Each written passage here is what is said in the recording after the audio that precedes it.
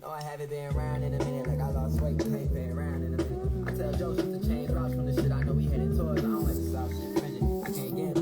My crib burnt, I was putting out your house line. All just to push back, putting out mine. I did my life, so y'all wasn't outshined. I played myself down 1,000 times today. I wonder who's gonna say something out of bounds today. This bitch gonna make me look like a child today. Yo. Somebody else, you gon' wipe my smile away. I wonder how long till that. When I was a little nigga, emoji said, let me keep it real with you. You wanna know the only way to be a real nigga? Shut the feels deep down. Hello, everybody. Be a heart, it's a real life meal ticket. You move with your heart, niggas gon' kill the shit. This world might give a fuck by the parents say, but my only concern being clear within. I got a whole lot of shit I can't live without. Took an L1 so I never miss. What's good, Cliff Notes? I hope everybody had a beautiful Thanksgiving. I know y'all still got leftovers. What's good, family?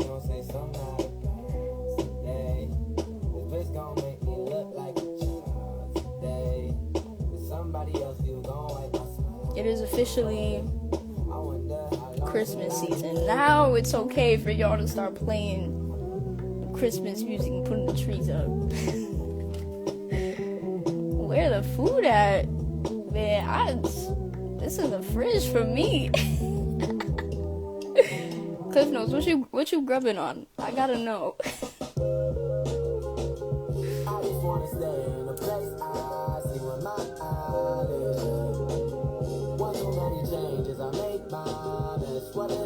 How long is it like okay to keep the leftovers though? Like I feel like what Thanksgiving was Thursday, you could probably stretch it till like tomorrow, Monday. Okay, wait, we got a whole menu: roster, pasta, roasted chicken, and cake. Okay, 3 days. That's valid. As long as the food doesn't go bad. I'm done. What is like the dish that you can't live without? Let me know in the chat. I'm a mac and cheese type of person. Can't live without mac and cheese, man. Hello everybody joining in. Happy Saturday. I still got the itis from Thanksgiving, I'm not gonna lie. Mac and cheese, see? That's my type of person. Bean pie. I've never heard of that actually.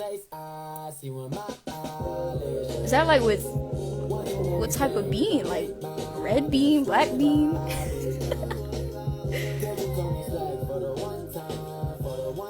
Also, do y'all be cooking? Or y'all be eating what everybody else is cooking? I tried cooking a little bit this year, just a little bit. I usually don't, but I gotta get my skills up. Okay. I'm gonna have to put bean pie on the list for next year.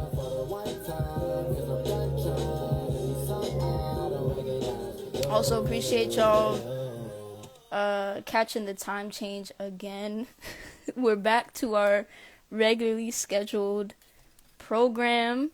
Y'all, that was I Wonder by Novi and Wright, the first track, just released yesterday, surprise release. And then the second track was Eyelids. Huge shout out to Novi and Wright if you're not familiar. That's a hip hop artist straight out of Worcester, okay? And yes, I said Worcester. If you were here on the last episode, you heard Charlize say how important it is to be inclusive of all the cities, all the towns, okay? So when we say Boston, when we rep in Boston, we really rep in the whole state, okay? So big shout out to Novi, and he's been keeping his head down and being consistent with his work and doing a whole bunch of great. I think he performed yesterday too. Okay, cool. I made some for family for the first time this year round. Hey, okay, look at you go. I'm proud of you, man. cooking is an art form, just like everything else. So kudos to you. Was we locked together at West Roxbury Court? Oh shoot, I wasn't there, but fire. I have not been to. I don't think I've ever been to Worcester, actually. I haven't been too far out of, like, I think the furthest I've gone is like Brockton, Cambridge, of course. I haven't gone too far out of Boston, honestly. But shout out to, Western Mass. We got love for y'all, the Springfielders. I know once the city starting with W, that's when it's like, okay, you far out, gang. Oh man, what's good, everybody joining in? Happy Saturday. I was saying earlier, I hope everybody had a beautiful, beautiful Thanksgiving holiday week. I give y'all permission to start with the Christmas holiday season. Oh shoot, Latoya! That is so crazy. We were just talking about you on the last session too. That's how we do it in Atlanta. I'm from the Ellenwood, Decatur area, but that's Atlanta regardless. Yeah, that's exactly what Charlia was saying. Like, the whole Atlanta scene isn't just Atlanta City, but it's like, folks from outside of the city as well. Okay, you right. UMass, Amherst, Mass. Yeah, there's so many parts of Mass that I personally haven't been to, but it's extensive. We got talent everywhere. All good things. I was shouting Latoya out for folks who aren't familiar. Latoya Lee in the chat, Director of Industry Relations over at Berklee College of Music. Just talking about the relationship between colleges, the college market, Boston, Berklee, and Boston. And Latoya is out here really trying to bridge that gap. So we appreciate you. I appreciate you. Listen, it takes one person. It takes one person who sees that divide and is like, you know what? I'm gonna figure out the solution. I've been seeing the all access events as well. Seeing you literally like bring in Boston folks, all that Boston energy into these spaces. So appreciate you heavy. Welcome. Y'all, this is the 7th Beantown Talks, okay? If this is your first time here, welcome. This is where we talk about Boston's past, present, and future in real time, unfiltered, all perspectives welcome, open forum style. My name is Stax, for those of you who don't know me. Hello, welcome. I am a talent manager, creative entrepreneur. I work with some nonprofits as well. But I'm really just a Gen Z with a 6-foot vision for the city, you feel me? So if you've been here before, my wife Brittany and I are happy to be here. Yeah, shout out to Brittany too, man. I'm excited, super duper excited. I can't believe this year is coming to an end. There's been so many highlights from this year, so much going on in the city, and I know I heard the other day we got the world. Some series coming here. Is it FIFA? Some World Cup is coming to Boston soon. So listen, the next few years are about to look crazy. But so if you're here, we a little early. We a little early on it, but you were just in time for the conversation. So if you've been here before, you know the drill. But for those of you who are new, I always like to go over the housekeeping before we get started. So like I said, Beantown Talks is open forum style, unfiltered, and I mean that, any perspective, whether it's good, bad, the ugly, everything in between, you're more than welcome to hop on the live. We usually have a special guest, and we do have one for today. We've been going back to back for the past month or so. So we'll have somebody hop on. And if you feel inspired at any point to join the conversation and pose a question or just add, you're more than welcome to. You can either request to join with the little camera icon below, or you can put your little hand up like this in the chat, and I'll make sure I grab you and keep a list going. What's good? Welcome, everyone. The only thing I ask is that we keep it respectful, okay? A lot of emotions come up when we talk about this city and the history and all of that, and I know it can it can tug at some heartstrings sometimes. So let's just keep it PG. Let's keep the conversation productive. No hate speech, no vulgar language. Let's try and not point too many fingers either. This is a space where we can bring up the problems, but like there's also a space where we try and pose solutions and be productive about it and healthy. And then if you have any questions, please drop them in the Q&A with the little question icon on the bottom, or you can also just put them in the chat. And if you have any comments as well, just general comments, I'll be reading through them throughout if you don't feel comfortable joining live. But please, y'all, please, I don't bite. All the guests that I bring on, we don't bite either. And like I said, all perspectives are welcome. However, whatever you feel that you've seen, whatever perspective you feel that you would want to offer, all of that is welcome in this space. And if you want to rewatch any of the other episodes, if you want to rewatch this one, they all get archived on YouTube right after.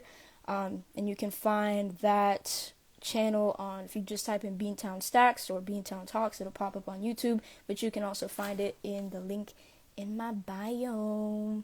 But yeah, y'all, I wanted to go to the Clark D show yesterday. Another huge artist, really great upcoming artist from Mattapan. And he had a fire show yesterday. Shout out to anybody who was able to go. I literally had tickets and everything, but my stomach was like, nope.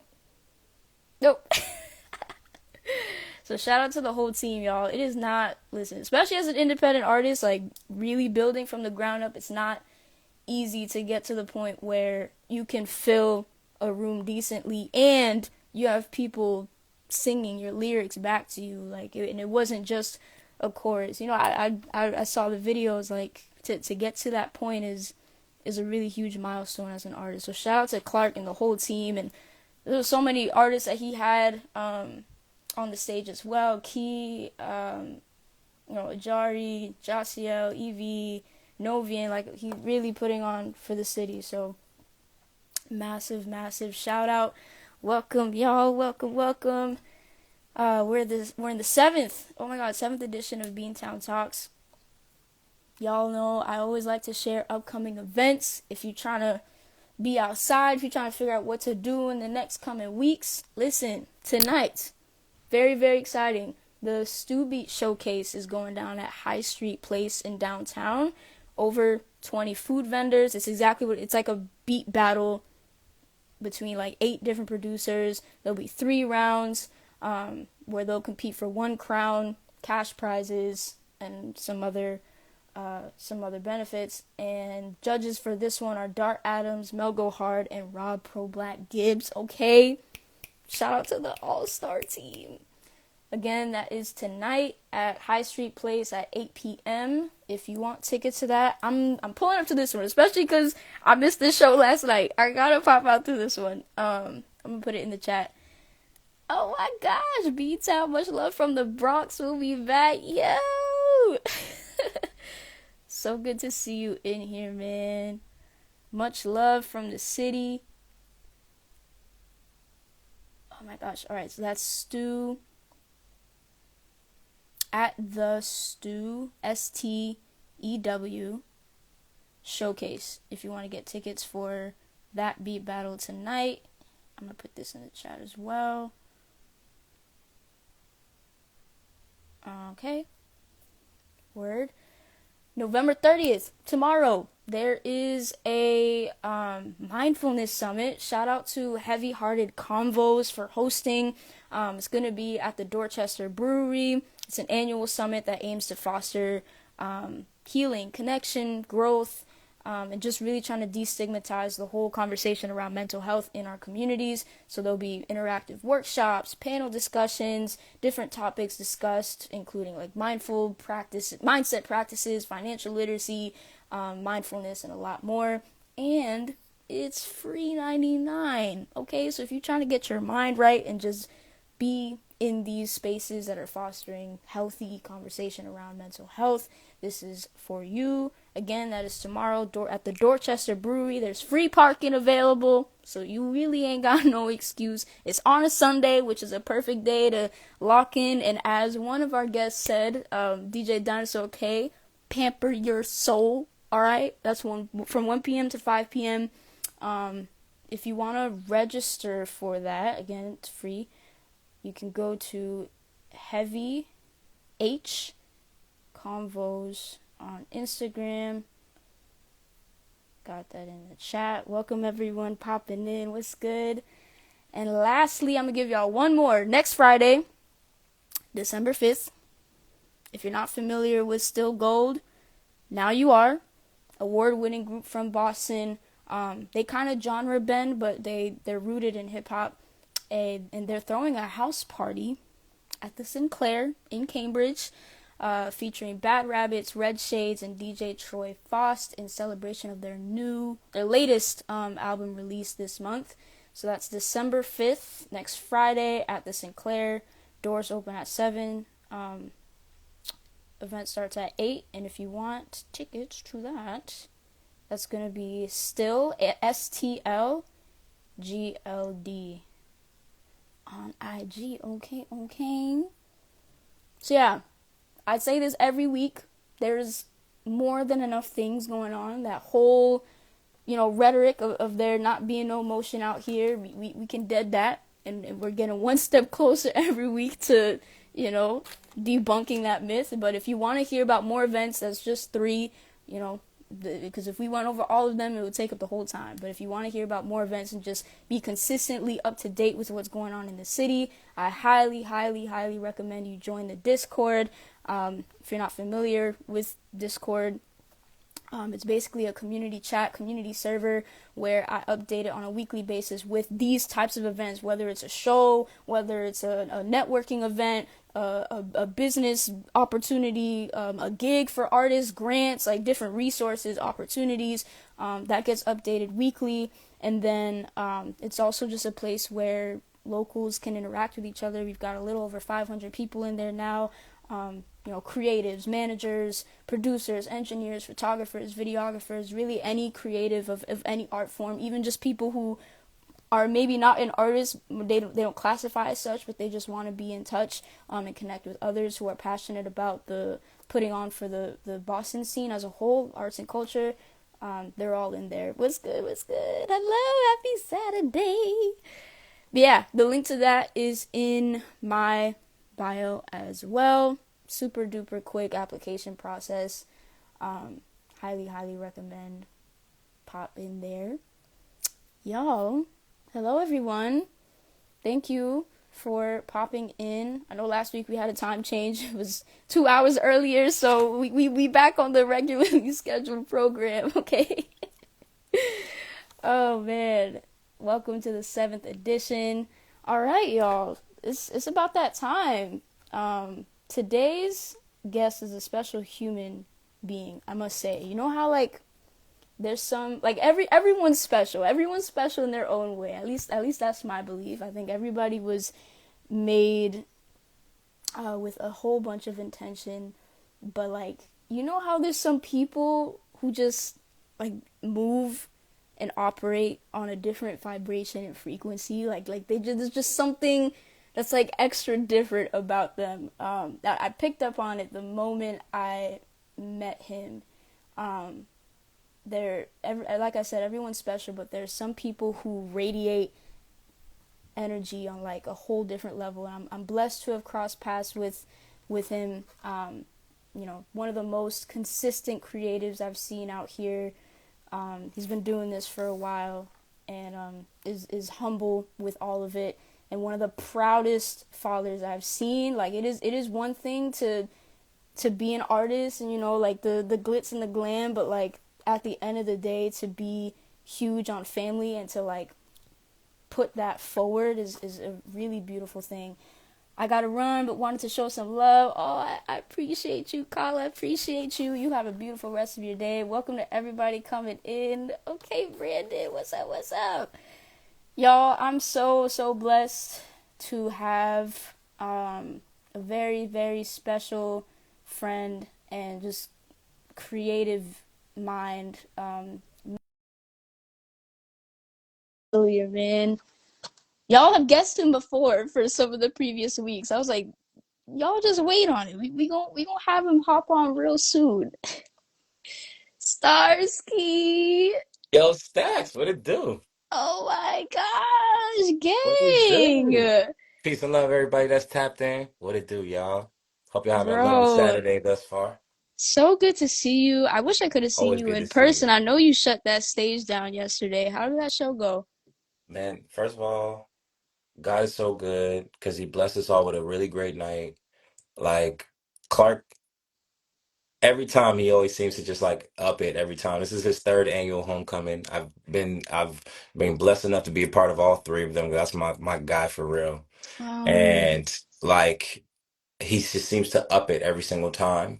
And his performance was great. And I got a lot of compliments on the performance. I like to go up there and just have fun. And I had a great time. I had a great time performing. I had so much fun. I'm like, yeah, let's get back. Let's run it again. Let's run it back again. It was so fun. yeah. You know what I'm saying? Oh, I So love yeah, that, man. man.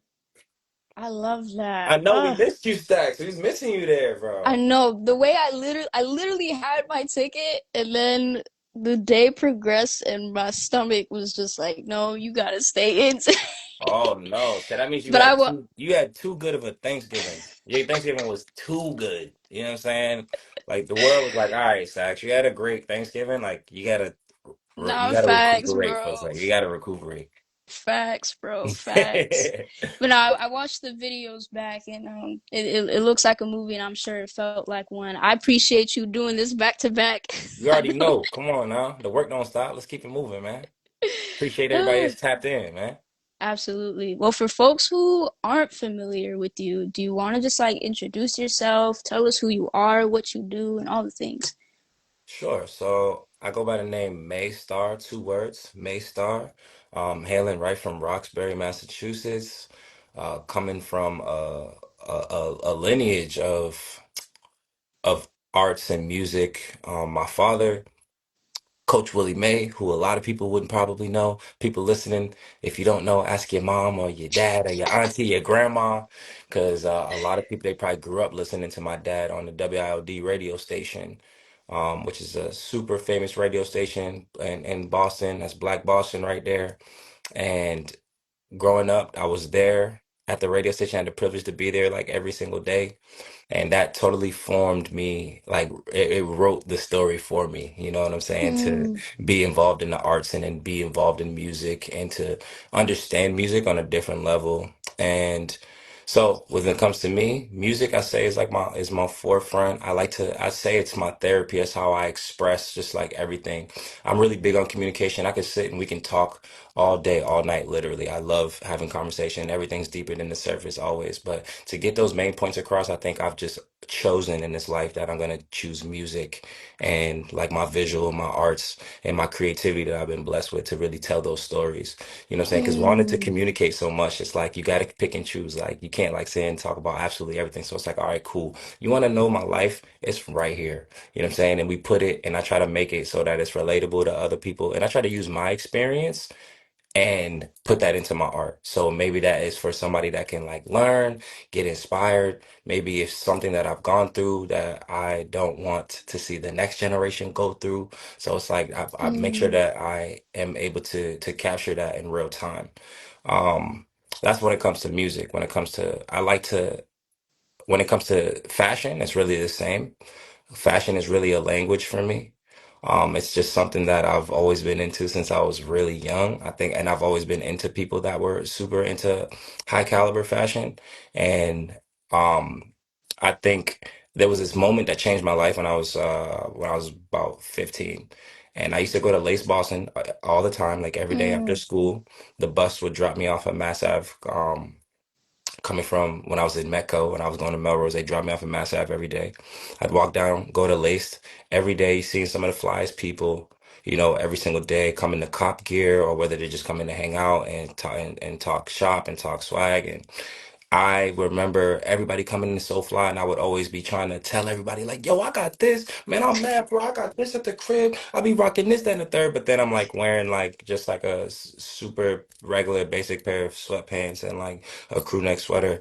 And one day the owner pulled me to the side. He's like, yo, if you truly want to be fly and you want to show people that you're fly, then you have to become that every single day. You have to be Mm, that every single day. You have to wear it every single day. And that day changed my life from there on out. And now it's begun. Now we're like, what, it's 15, 16 years later. wow. And now it's just language. Now it's just a part of the blood. Like getting dressed is just like kind of a part of everything. So that creative powerhouse, when it comes to music, when it comes to film, when it comes to cinematography and fashion, I really just do my best daily to cleave all those things together because all those Yeah. things make parts of myself. So, and I really think if you're really trying to do something and make impact, then it all starts with self. You have to be doing yourself. So it's like, how can I really express myself in each one of these avenues and then make them cleave together comfortably without like overcompensating in every area? Right Right. now, it's just it's a balance act. It's a balancing act. But when you do something for so long, when you do reps for so long, it really just becomes a part of like muscle memory. It becomes just like a part of your blood. So that's really where we at. So in short terms, I'm a creative powerhouse. And I don't use my creativity just for me. I believe that I have a calling to Mm, create and to inspire. I think I'm supposed to create things. People are supposed to see it and they take whatever it is that they want from it. They literally, yeah. I believe that that is what I'm supposed to do. So I think when I first started 15, 16, it was like, all right, cool. Just trying to be great. I want to be the greatest of all time. I want to be amazing. I want to be great, great, great. And and that's cool. You can be great, but understand that that greatness comes with a calling. It comes with a Absolutely. responsibility, and the greatness isn't for you at all. It's Mm. not for you at all. You know what I'm saying? I'm just a vessel, really. Like I'm literally just a vessel of that. So I just be All just right now. I'm playing my part. Like that's it. Star is just here to play my part, bro, in any means necessary when it comes to creativity, period. And I like to do it at the highest level possible. Literally. That's good to me. That's good to Yeah, you know what me. I'm saying? So that's for Tony real. B said, "Stay fly." Okay, the people Every know. day, every day, every day. What you mean, bro? Shout out Tony B. What up, Yes, Chris? Shout sir. out you, Yes, fam. What it do, sir. baby? You know where we at? Come Welcome on, Boss City. everyone We see what popping it is, in. man. Yeah, Listen, if yeah. anybody has any questions at any point, Yeah, y'all please better drop come them through and in the ask them chat. questions, man. I don't care Okay. how frivolous, I don't care how. Just go off, man. I'm down to answer any questions. I believe that's why I'm here, is to share knowledge, to share game. You Yes, know sir. what I mean? Yes, So sir. We you gonna know get that. into it. So Man, let's get we're into it. gonna turn back the clock. I know you kind of like you low key just gave us like a whole brief overview Just a baby of the one. Just a life, a baby little one. baby autobiography, Just a but baby one. we're gonna turn back the clock to those early days. You mentioned, your father hosting on WILD. And I've done a little bit of reading on you and church rehearsal, church choir. Like, Oh yeah. what are some of your earliest memories of Boston? If you could just like transport yourself back to that time. Earliest memories of Boston. Okay. So I guess I'll break it up like this. Roxbury, Warren Street,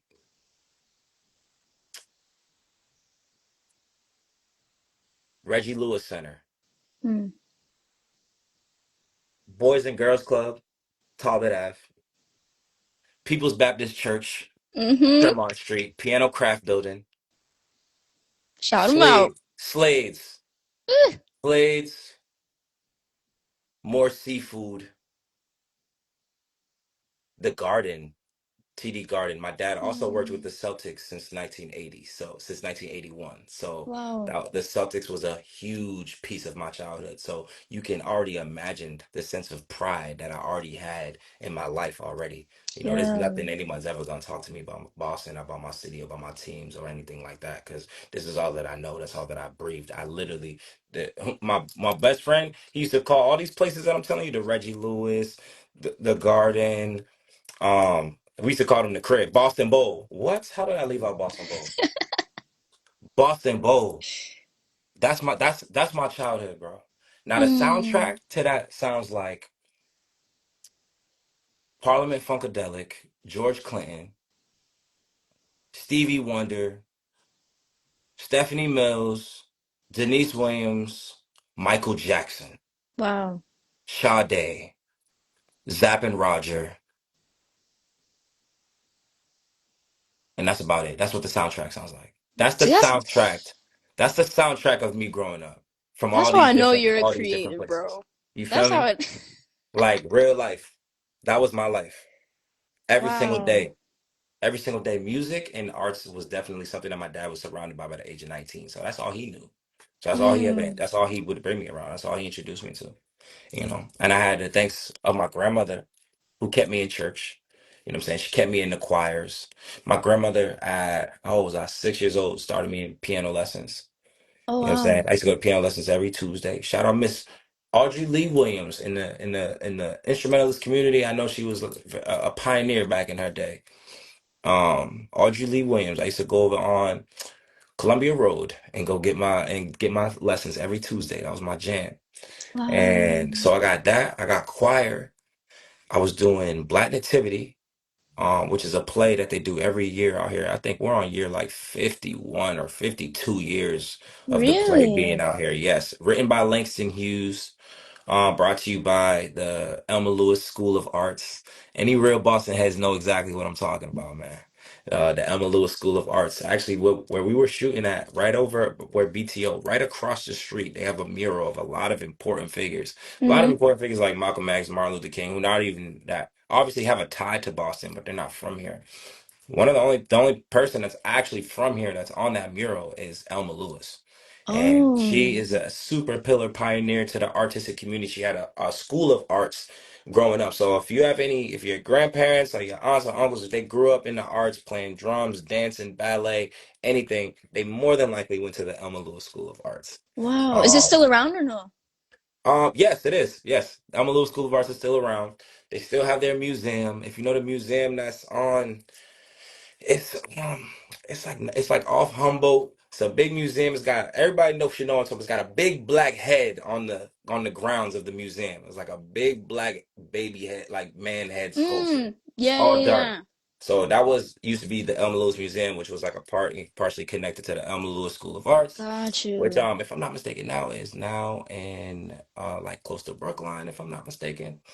And but so yes.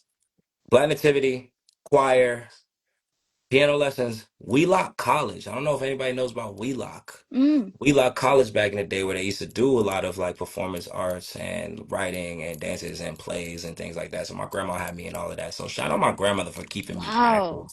My dad kept me knowledgeable of all of these things and all of the things that came before me in terms of music and arts and culture. My grandmother kept me active in it for real. She kept me all the way in it. So this was literally this is my day to day. So it's like Monday.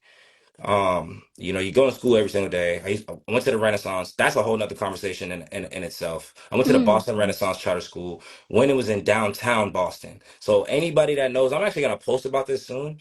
Like, I need you to like tap in if you've went to the Boston Renaissance Charter Public School when it was in downtown Boston. See, right? It got moved in '08, I believe, to Hyde Park. But Mm. when it was in downtown, there's a certain type of cloth, there's a certain type of cut of anybody that went to that particular building in school. And the Speak thing is, on it it. goes unsaid. I don't even have to say it because if you went there and you know it, you know what I'm talking, you just know what I'm talking about. You went there and there's an unspoken, something there about these people, very special, unique individuals because you had to get it up out the mud for real. Like it was a very, Wow. like painted very beautifully, but it was like, yo, like it was really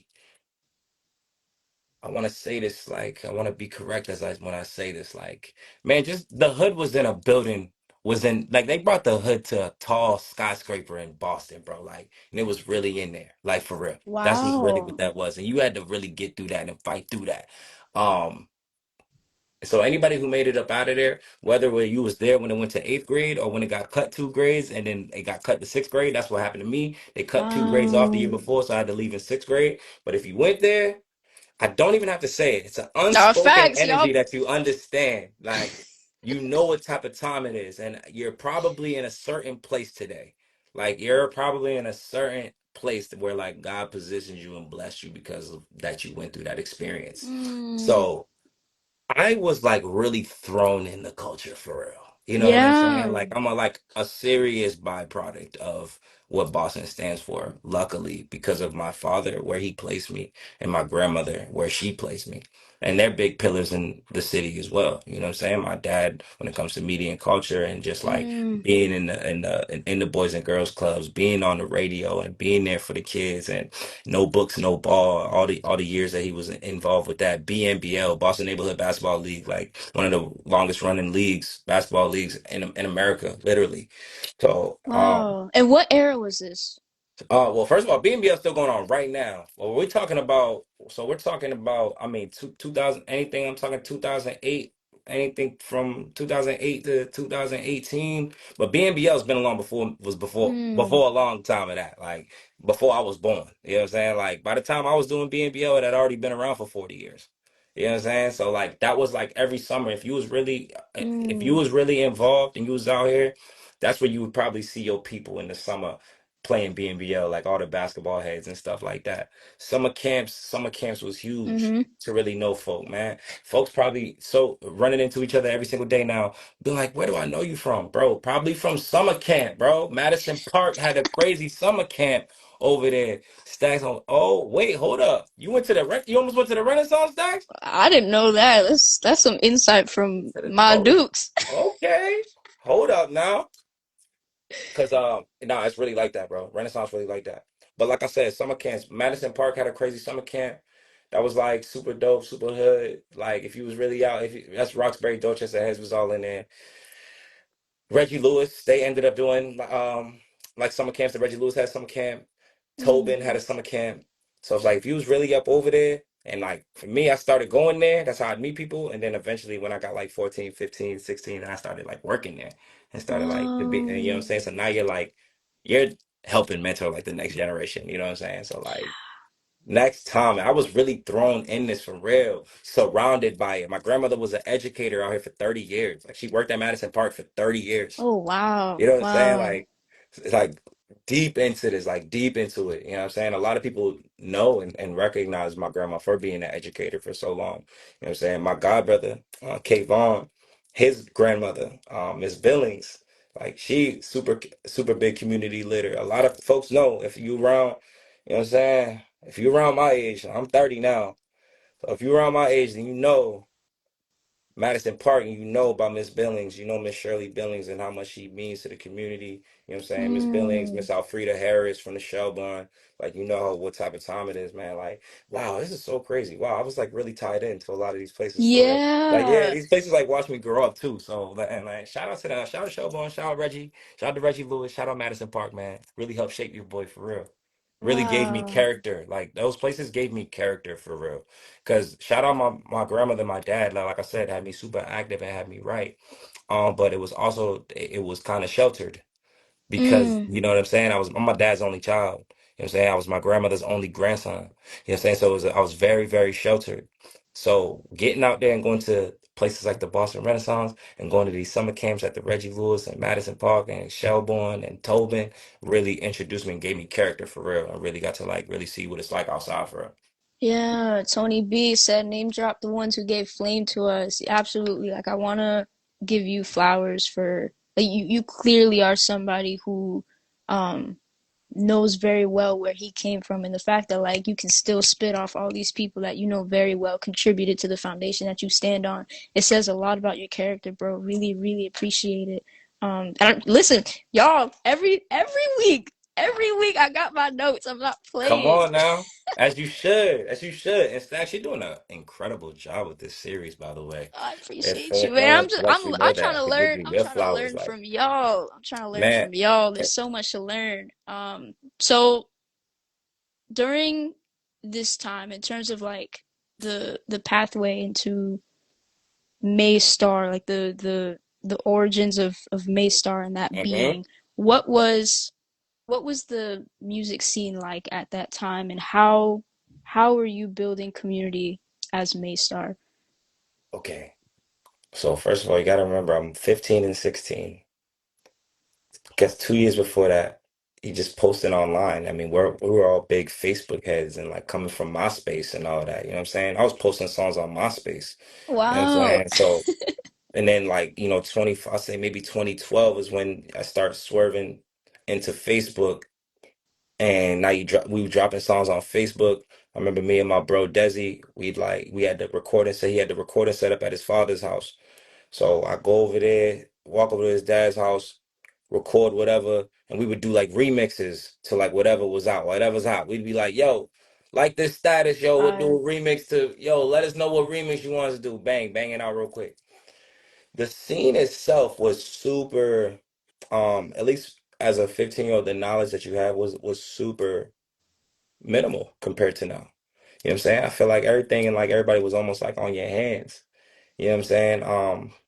Getting out of the generation that was like before me, like the terminology and the guru and the OGs, like that was a little, I was young when they were busting. You know what I'm saying? So now we're moving on in like 2010, 2011, you got and you can't speak on the scene without speaking on this being, bro, like without speaking on the things that Malfi did.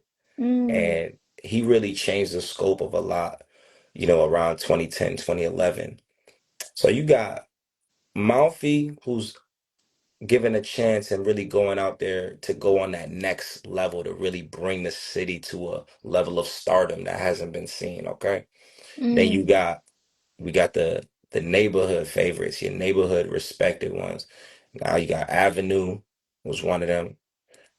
RIP, Hefe Replay. Um,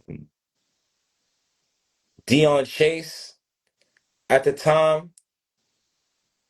And there was a Mm. couple other ones that was going in because like even back then, like I remember folks like Token when they was like coming up and they was like doing their things around that time and like getting on college fest and stuff. So I remember Mm. so Token like blowing up right now makes a whole lot of sense. I'm not gonna lie, I seen Token last night at the Clark D show. He reminded me of this. Like I like low key forgot, you know what I'm saying? That I've known him for so long. I'm like, bro, oh Wow. my goodness gracious, like, bro, I remember he was like, bro, you used to be on that whoopity rappity whoopity rappity, which is this is how I used to rap. That is like how I used to rap, like very lyrical, miracle, next level. You know what I'm saying? Always, like I said, I wanted to be the greatest. So, like I said, it's on your hands, like who was outside. Mm. And but when Malfi hit the scene, there was something so different about him that everyone saw the stardom in him. He had a really smart manager. I think that at that time people were realizing like, oh my goodness, an artist manager is like a requirement. Like, wow, if you have that, it can really do Mm. something for you. I think at that time that was really shown. Um, he had this manager's name was Cam Woodsum, really good dude. And he was helping Malfi, a young guy who was coming out of Dorchester, bro, and showing him a path that like, yo, there's more to this. And there's like a business side, and you can do it more than how we were doing it, like just dropping our songs on Facebook. Also, we had YouTube. YouTube was a great element back then too, because there was no such thing Mm. as this like algorithm and like ads and all that, like what we deal with now. Back Yeah. then, you drop a video, if it's hot, it's going up. That was it. You can drop something if it's really hot, bro. You'll have 20,000 views in a day. Like if it's Yeah. really like that. This is blog era. That's a whole different type of time. This is blog era when like all the blogs was like dude, super lit. I remember when it was like, yo, you trying to get on like Barstool and like stuff like that. It was like, Wow. yo, if you get your music on Barstool, which was like a sports blog, but if you get your music on there, like, oh yeah, it was next level, it's next And did time. you have a team at this time, or it was just you? So right now it's just me. So I'm gonna show you how the team stuff connected. So Malfi's doing his thing. I'm 16. Like you see what's going on. You want that. Like you want that energy. You want to be on that next level. All right. So he's doing the Boston Lights. He's doing all these cool remixes. Everything that like everyone's trying to do now, like putting out content and stuff. He was like doing this now. This is like 2010, 2011. Oh He's wow. got his camera guy. He's shooting all these different visuals. Ben Foley, damn, I'm remembering like all these crazy names. I was like the guy that used to like roll with him. His name's Ben Foley. He was a photographer too. Used to do like college fest and stuff like that. But comes through, he's dropping remixes to all these songs with videos and stuff like that, dropping it on YouTube. Like I said, if you drop it Wow. on YouTube, it's hot. Like if it's hot, it's hot. He drops Boston Lights. He starts getting looks from the generation before. I remember slang, terminology at OG. They started giving him love. They even hopped on a remix of his song of Boston Lights, which was like a big song that he had. Wow. So meanwhile, I'm trying to get some traction. I dropped a song called No Dream, which ended up, the originally was a remix to What's My Name by Rihanna and Drake. Mm. So I end up writing like a whole new song to that. It was called No Dream. Drop it on Facebook, starts going ham. Man, shout out like Swooly. He can really testify for this. Because Swooly is Swooly now, but before Swooly was Swooly, he was Stiz. He was the first Stiz in Boston, period. Before like Cousin Stiz, Wow. he was the Stiz that people were looking at and like, yo, Mm. who is this guy, bro? His name's Stan, so he called himself Stiz. So he's like, yo, he went to BLS and he was already getting shows. He would have like school of performances. He would drop songs on Facebook. They'd go crazy. Like Stiz was really that. He was like that. So I'm like, okay, um, how can I get into this circle of? I want to get into this circle. Drop No Dream. Low key stays like, and he does it now, putting people on. He puts me on. He's like, yo, come to BLS. They're doing a little performance over here. Go Mm. over there, do a little performance at BLS. Now, things like that is what was naturally gaining traction for people. Being outside for real. Like this, there was a thing, I'm sure you've heard of the term street team. Mm. Like a street team was like really the thing at this time. Having a street team, like you're the artist, but you got like your four closest homies that every time they outside, all they do Mm. is wear your merch. All they do is pass out your cards. They throwing up Yeah. flyers any chance they get. Like even if they just chilling, having lunch. Oh, I got a couple flyers in my bag. Let me toss this up right here. Street team, street damage. Like that's how you make the impact for real. So we Yeah. outside. So we were Oof. outside for real. So I'm like, cool. Malfi puts up this thing on his Facebook. He's like, yo, and this is how my team was, this is like how it all started. He puts up this thing on his Facebook. He's like, yo, who do you want to see on a Boston Lights remix? That was like his big song at the time was Boston Lights. Shout out my closest man's at that time. His name was Ellis. I met him at the Boston Renaissance. We started off at the Renaissance, nigga, freestyling beats on the lunch table. That's how I started rapping. Freestyling beats on the lunch table. I used to watch them battle rap, and then one day he jumped in. He's like, "Yo, bro, jump in, get some of this." I'm like, "All right, cool, jump in." And then, bro, he was the one that legit told me. He's like, "Yo, you." He's like, "Bro, you're gonna be a rapper, bro. This is meant for you." In sixth grade, he's like, "Bro, this is it. It's over with. Like, that's what you're gonna do." Mm. Always, he was always a smart guy, always super smart. I give him his props and his love even to this day. Shout out to my man, CEO Ellis. He's the CEO of Zip Run. So if you ever use Zip Run and you ever got a Wow. run zip to you, bro, that's my man's. He was on Forbes list 30 for 30 last year Oh because he really shoot. be out here doing his thing, bro. So I just want to let you know that this was all written and encrypted from the beginning. So my man's they already had told me that. Preordained. He had Oof. already told me that. So I'm like, all right, bet. Going in. We go on Facebook, yo, we start messaging everybody, bro. We messaging everybody we know, every friend we got, bro. Cause like being Facebook famous was kind of the thing back. That was like kind of the wave back in the day. Like '09, like '09, 2010, 2011. Yo, if you up on Facebook, you really like that, bro. Shout out Shelly Marie, another artist from out here. She knows what I'm talking about because before she was an artist, nigga, she was famous on Facebook. Fendi. Oh Like, wow. nigga, we just know it on Facebook. So we hitting up everybody we know, literally staying up all night to message people like, yo, comment Maye Star's name on this post. Like, Wow. comment my name on this post. Like, tell them I should be on the remix. I should be on the remix. Da da da da da. I get First of clearly all, I'm hold talking on. Your eye for marketing, like very like early on, is quite impressive, bro. Like to you me it really wasn't were even, like, and I didn't know what we were marketing at the time. At the time mm, I didn't know it was marketing. In my mind, I'm just like, yo, how can we get our shit in front of people? Like, how do I let niggas know that I'm this nice? Like it's like literally this is how we were talking. We were talking like, bro, we're trying to be the greatest of all time. How are we gonna let people know we the greatest of all time? Like how are we gonna know? We gotta put this shit in front of people. So we right. go message everybody we know, bro. Yo, comment Maye Star on this post. Comment my name. Probably got like 300, 400 people to comment on this Wow. post. Literally. And shout out my bro. I gotta give it to him, bro, because he went crazy messaging mad people on my behalf. Like literally. Wow. Yes, I was messaging a lot of people too, but he was going extra crazy. You know what I'm saying? It almost seemed like in that moment, like he almost wanted it more than me. You know what I'm saying? He Mm. wanted it for me more than me. He had to make me realize, like, yo, bro, this is meant for you. Like, for real. So cool. Mouthy's manager, Cam Wisdom, hits me up. Oh, he hits up my boy, Micah Hearn. Shout out Micah Hearn. One of the first really established in this generation after 2010, like artist managers out here. My boy Micah Hearn, we went to school together. And he just had Mm. an eye and ear for the business. And I think it's just all stems from his parents, like they were in business. And he was like, Word, I'm gonna take Mm. this and apply it to music. And I think he also looked up to Cam and Mouthy and what they were doing. And he was like, you know Fire. what, I can do this, bro. He literally knew. He's like, I got this and I have resources to do it, so I'm gonna do it. Literally. So he was representing me at the time. He goes in, quickly got me into the realm of just the industry very quickly. I'm gonna show you how quickly this stuff moves, man, when you're ordained, when you're really stepping in position for real and doing what you're supposed to do. They hit up Micah Hearn like, yo, is this your artist? Yeah, yo, we want to link. Let's link up.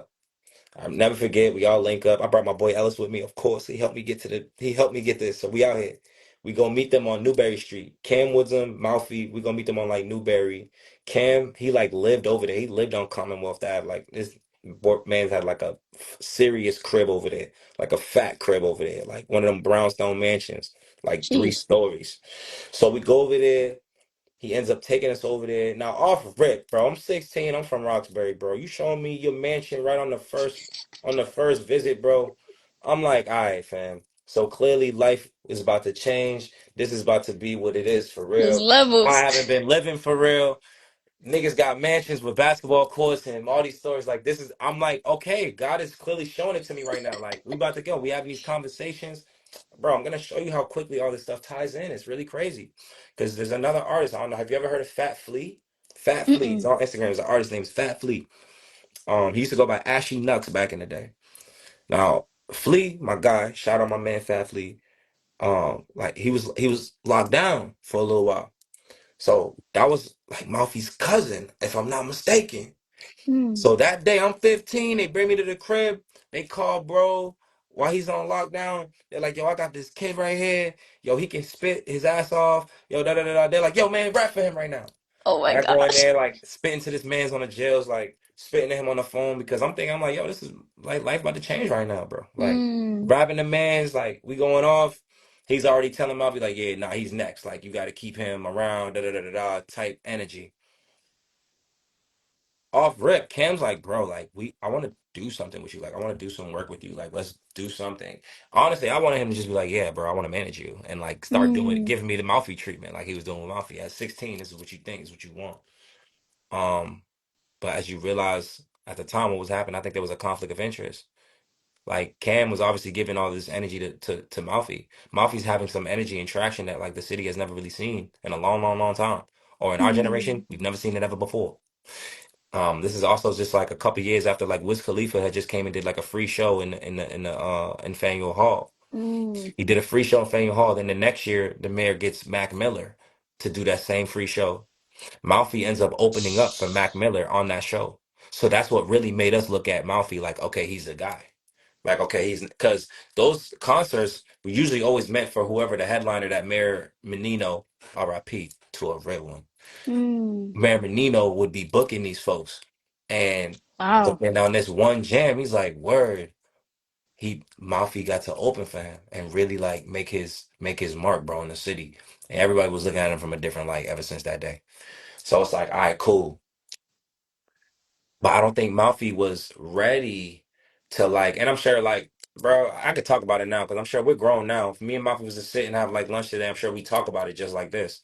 It's like Mm. we was just young, bro, and had something that we never seen before. So I think he wasn't ready for his manager to like start giving energy to somebody else when it's like, bro, we're still on our run right now. Like, you know what Mm. I'm saying? You want to give your run to somebody else.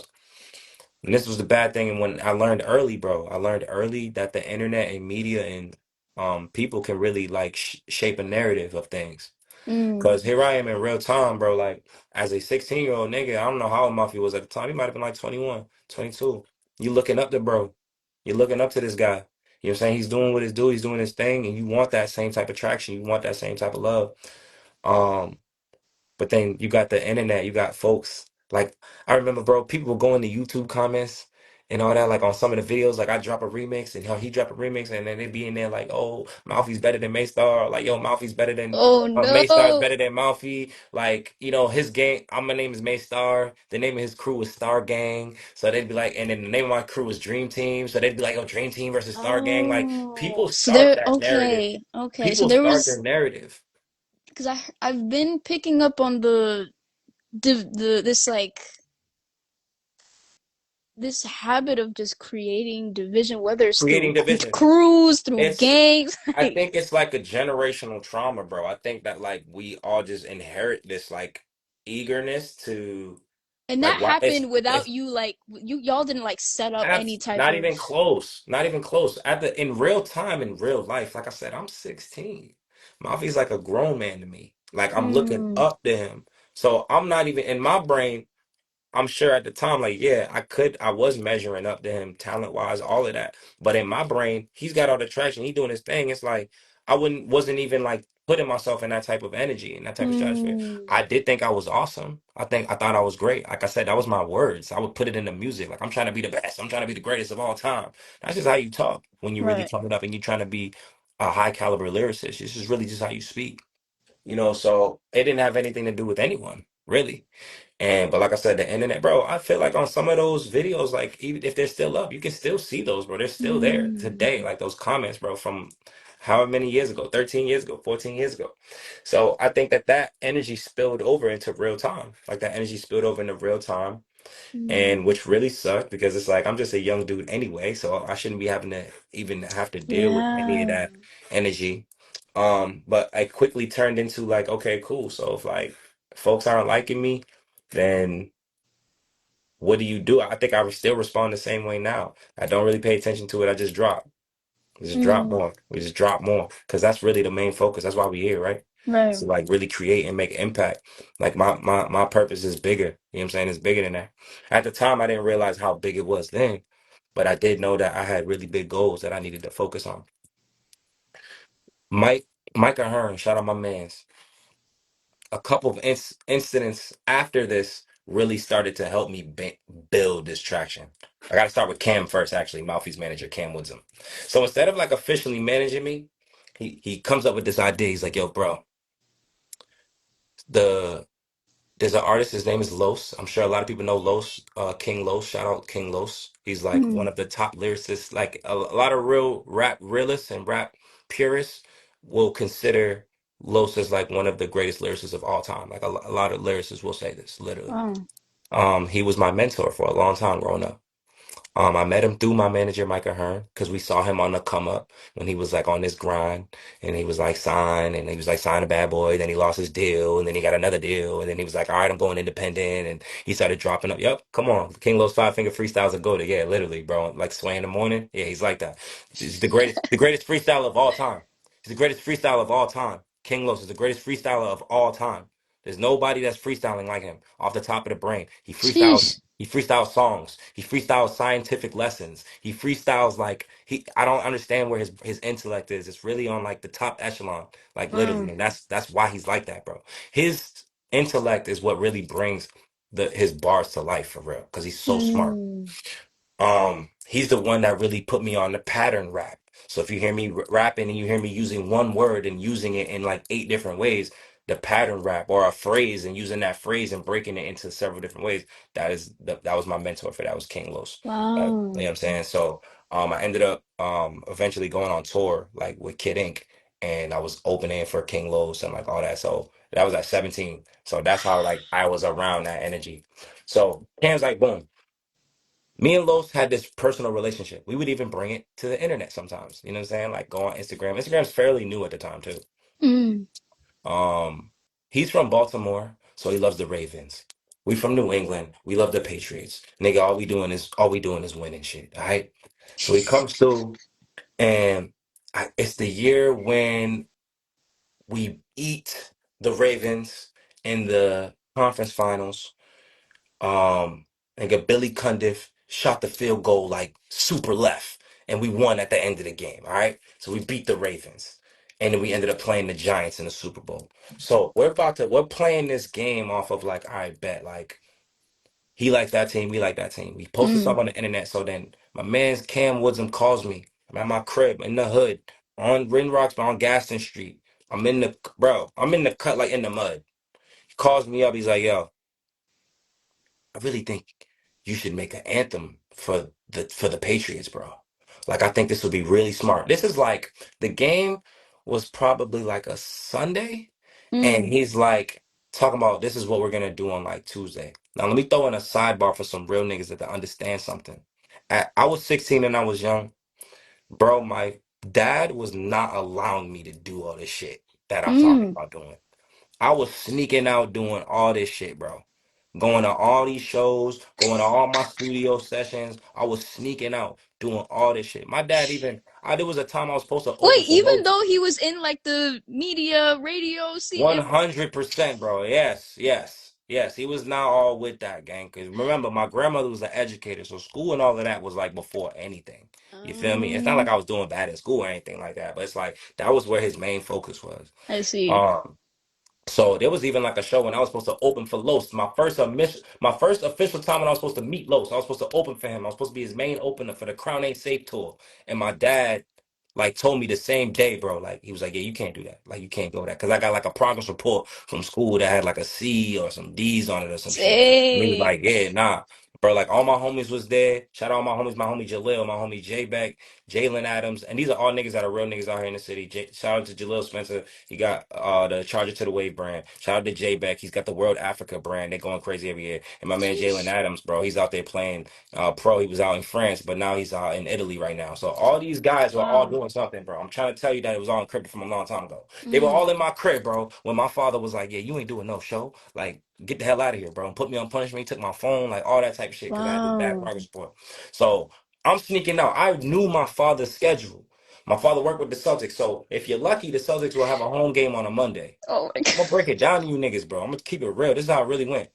You got to make it happen, bro, if you want to make your dreams come true for real, bro. So if you're lucky, the Celtics got a home game on a Monday. All right. Tuesday, my dad had bowling league at Boston Bowl, so he'd be at bowling league. Wednesday, more than likely, the Celtics are having a home game on a Wednesday night.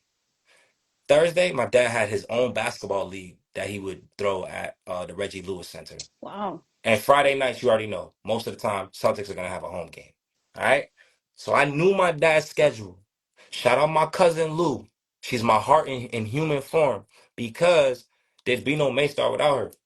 She Mm. was allowing me and letting me do all this shit. I mean, yeah, she'd be like, "Now you know your dad ain't gonna." But I still rock, and she let me rock because she was letting me live.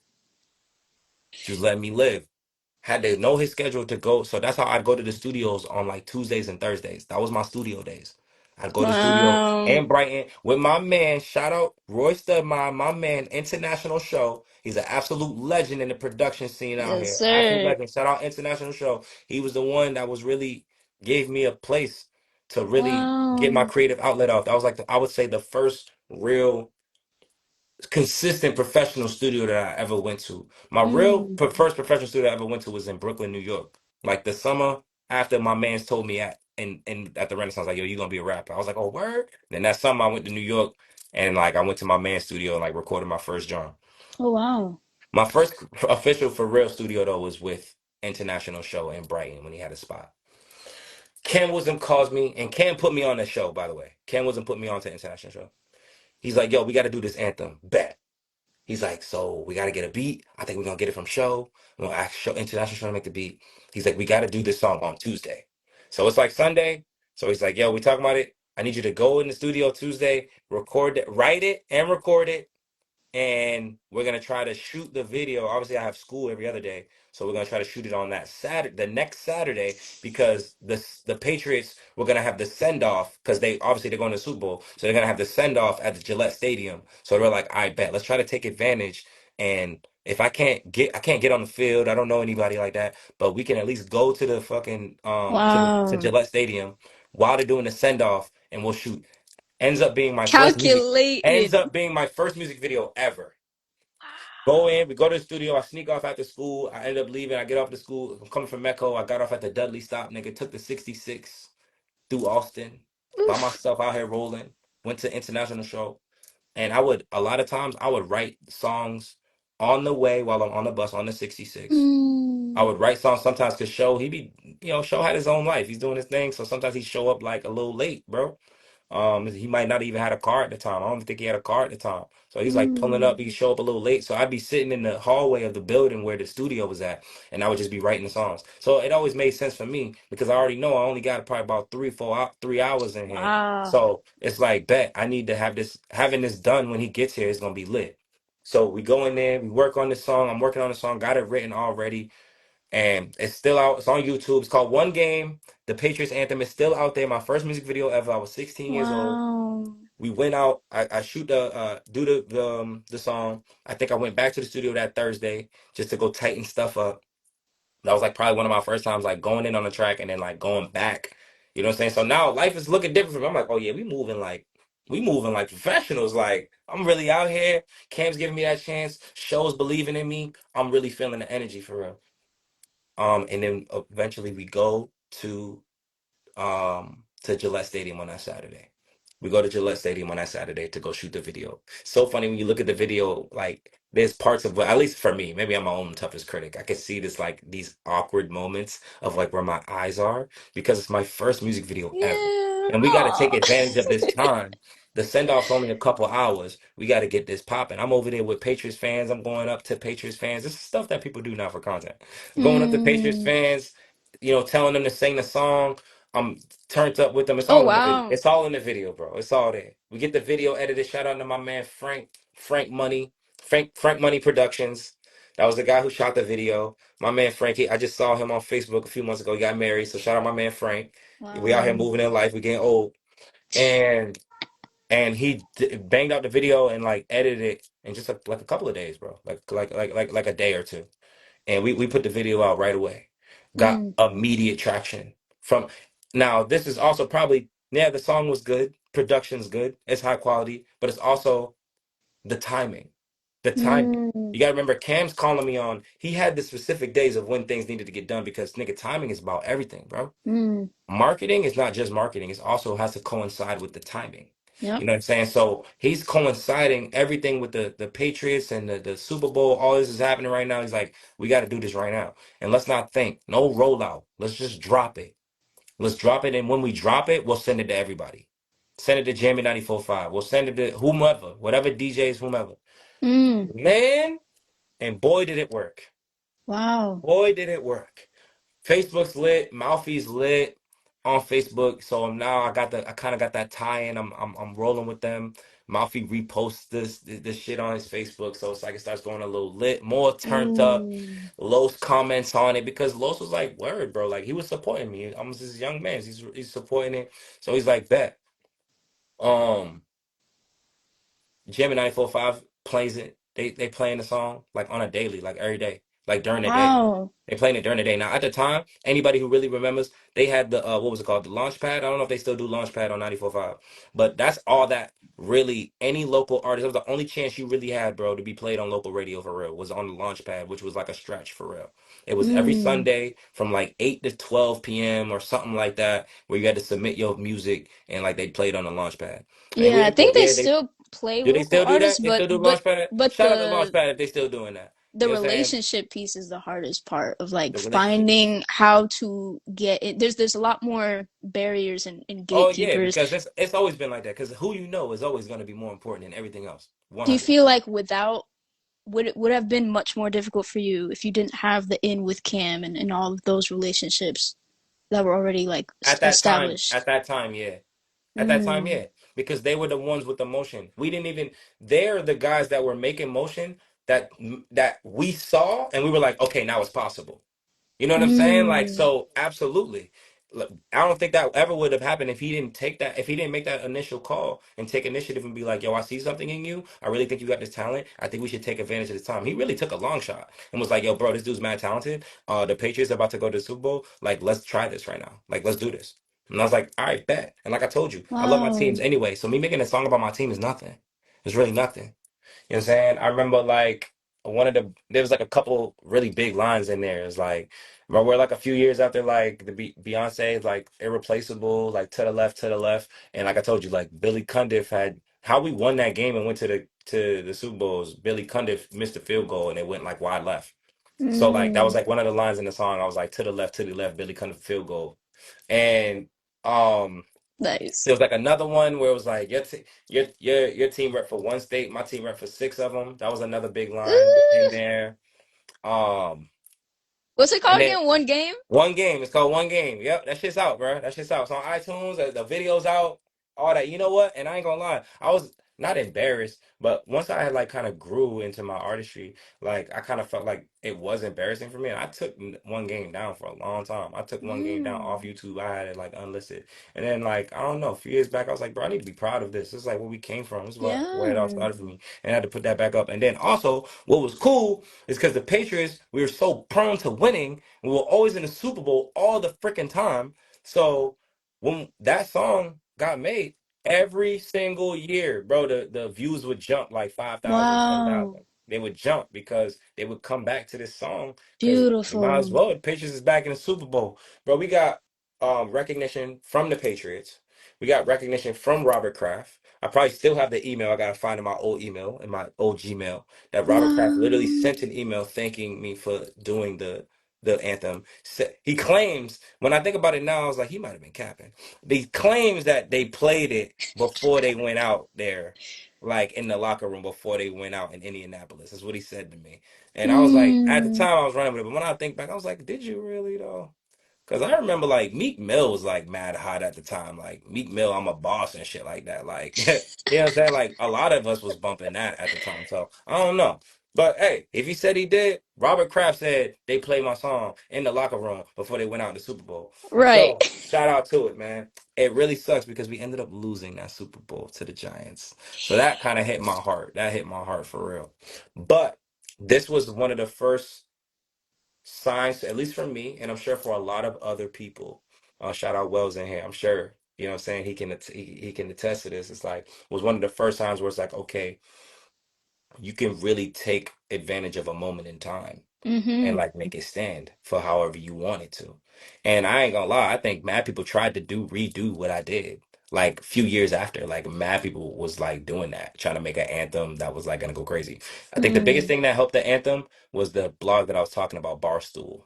Oh, Barstool was a wow. really big blog, and it was already automatic. Like if you get put on Barstool, like I remember the number was like, yo, we always used to say like, yo, you go on Barstool, it's automatic 50,000 views, automatic. Now the views used to go on the blog itself, so we did end up getting like 100,000 views on the blog itself, like literally just from Mm. that post, man. And I'll never forget that. Like I'll never forget that.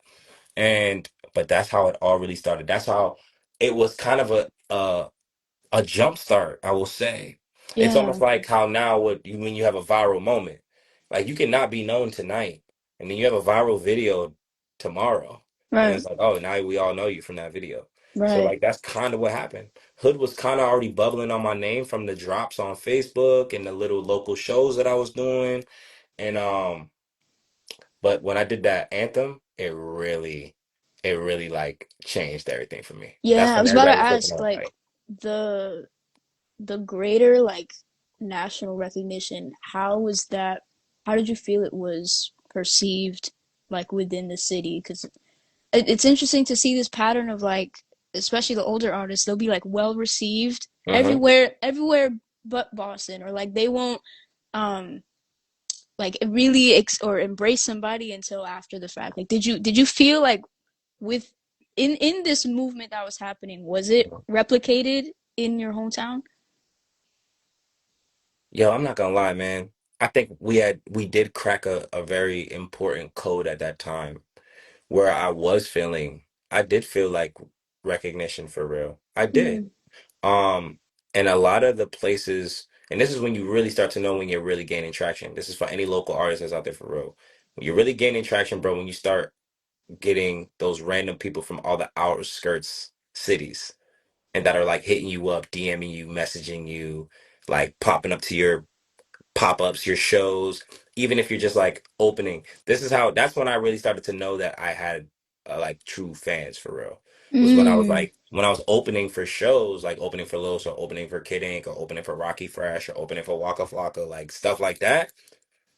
and then you have your own support system out there. Like you got people at the time I had my own merch as a dream team. You got people outside in the Johns wearing dream team merch. Like that's when I really Wow. started to peep. I'm like, okay, cool. Back then at the time, like from the hood, you always like, yo, man, like when you got all the white people, man, that's when you know you making some noise for real. Come on, bro. Niggas know that's how niggas used to talk. That's how the OGs used to talk to me, Oh bro. my They're like, yo, bro, I see gosh. the random white people at your shows, man. You must be moving for real. Like that's how they literally used to talk to me, bro. Like that's how they really used to talk. I'm just like, yo, bro, not that serious, Wait, bro. so Like, they would like come to come from wherever Boston? they coming from and come to the show, Wow. bro, and come pull up for real.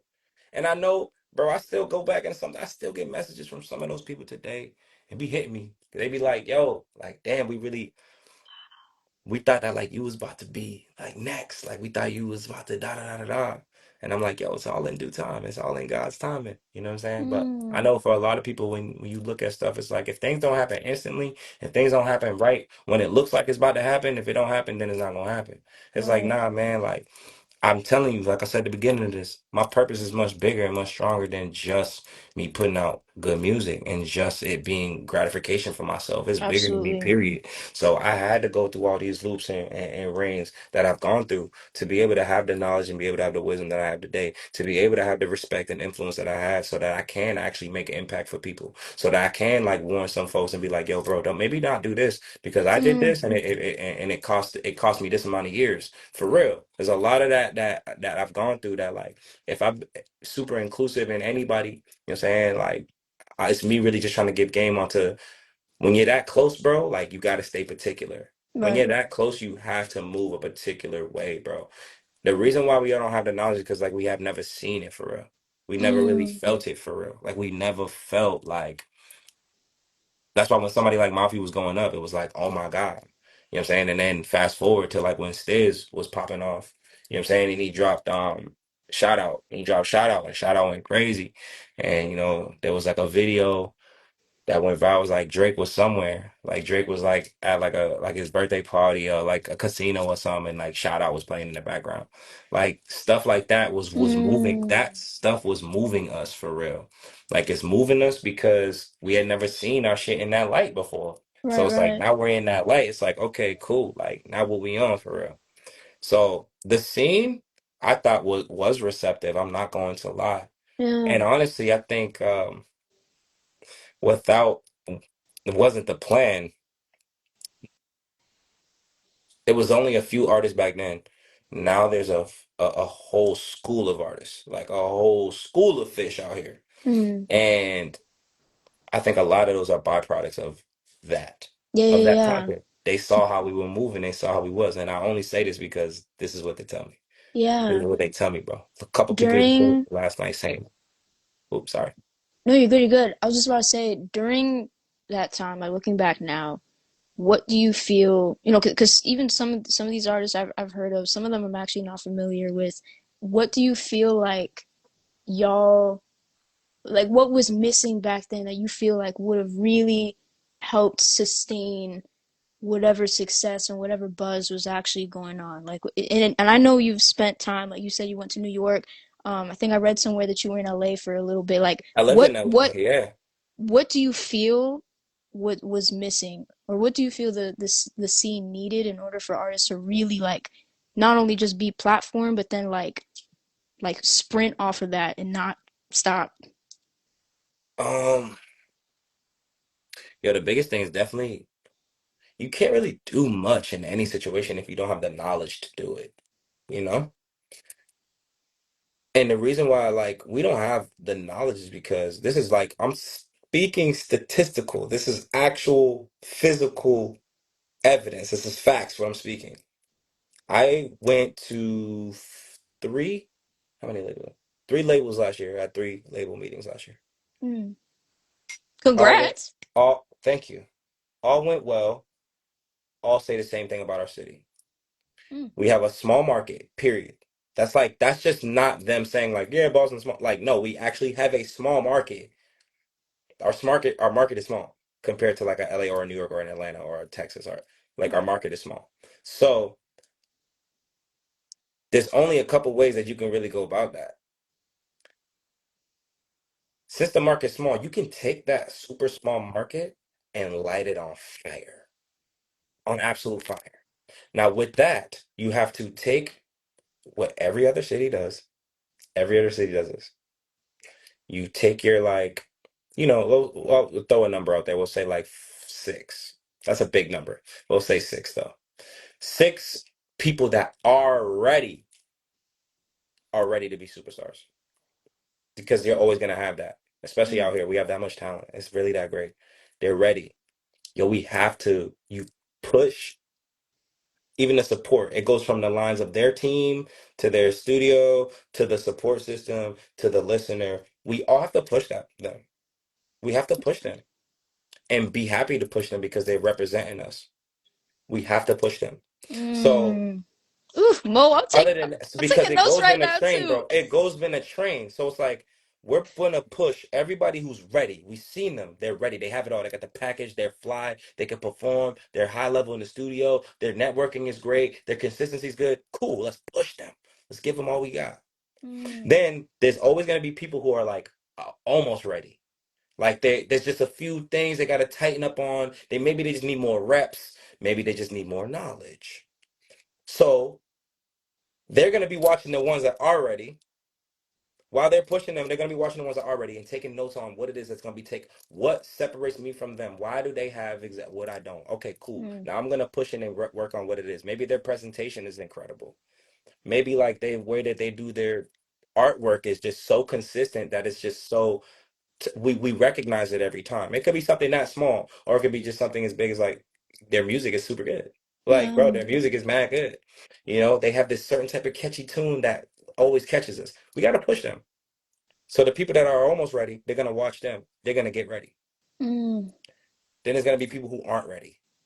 That's okay. This is life, bro. Right. The people who aren't ready are gonna be watching everybody else. The ones that are almost ready and the ones that are ready and taking notes. And then the line should be moving like this. Right. Mm-hmm. They getting better. Everyone that was ready, they get pushed off into to whomever. Now, out of that six, not all six is gonna pop off because if everything was just everything, whatever we wanted it to be, then life would be way too easy. Mm. You know what I'm saying? We wouldn't even be having this conversation. Right. Um, and then you use that, bro. You take what works. Two might blow up, one might blow up, three might blow up, two might blow up together, and then two may blow up separately. It doesn't matter, but you Right. got to push them and trust them. Then let the lines go in. And that's for artists, period. Now, every other facet has to fall in line as well. Like manager, A&R, producer, videographer, engineer. Mm. The priorities have to be the same, bro. One thing I hate is when all those professions that I just named, all those professions are super time consuming, super tedious. You know what I hate to hear from the ones that I care about that do those professions is like when they're doing something for somebody and they're not digging it. They're Mm. not passionate for it. Like, I'm Yeah. not passionate about this project because they don't seem to be taking it that serious. They don't understand what it takes. So it's like now it's boring for you. Videographers just shooting shit and getting a Mm. check. Engineers just recording shit, mad bored, just getting a check. Producers just making beats or sending beats up because they got the payment.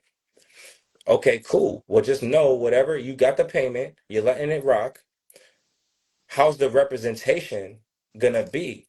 I think we should all care about how we all look at the end of the Mm. fucking day. We so when I go into the next room or the next state and I'm like, yo, I'm from Boston, bro. Yep. So when it's like, word, now anybody that they go look up from Boston, when they go look up, oh shit, oh damn, they fire. Why wouldn't I want the man in front of me or the person next to me or the person Mm. behind me to be at a high level, bro? We're Yeah. representing the same cloth, baby. It's simple math to me. You know what I'm saying? It's simple math to me. So all of that can go hand in hand for real. Yeah. What do you really want, bro? And what matters to you for real? Do you Like, feel what like matters to you for real? do you feel like that energy was there at one point? Like the whole, iron sharpens iron mentality. Was it there at one point? Do you It feel always like it's lives. The decreased? mentality always lives. Hmm. It's just like, right? It could be raining and it could be raining in Boston right now, but it's not gonna be raining in all of Boston. You see Right. how like the weather app it says like, oh, 40%, because it's only gonna be raining in 40% of the area. So the mentality always lives on, but not everyone's Mm. gonna be sharing that same mentality. So the thing is to really try to get around like-minded people, or if you really care, especially if you're a leader, then you have to make sure that everyone around you gets that knowledge too, bro. Like, don't Mm. just see somebody doing something that you don't dig and then be like, yo, yo, forget that or F that person.